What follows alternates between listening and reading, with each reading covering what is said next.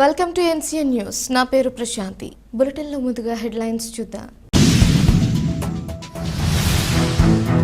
ఇసుక రవాణాలో అధిక లోడింగ్పై పర్యవేక్షణ పెంచాలి. జిల్లా కలెక్టర్ కీర్తి చేకూరి.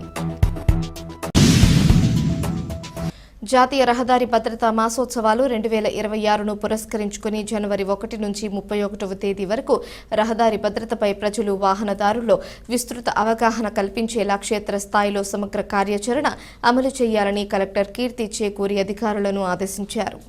రాజమహేంద్రవరంలోని జిల్లా కలెక్టర్ ఛాంబర్లో సడక్ సురక్ష అభియాన్ పోస్టర్లు, గోడ పత్రికలను కలెక్టర్ కీర్తి చేకూరి ఆవిష్కరించారు. ఈ సందర్భంగా ఆమె మాట్లాడుతూ శిక్షణతో భద్రత, సాంకేతికత ద్వారా పరివర్తన అనే విధానాన్ని ప్రజల్లోకి తీసుకువెళ్లాలని సూచించారు.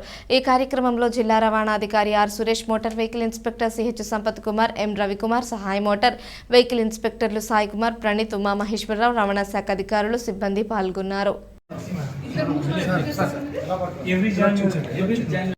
వాళ్ళకి చెప్పేయండి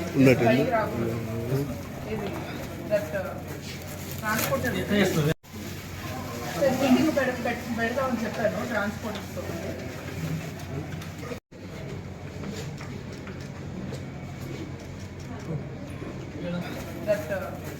ట్రాన్స్పోర్ట్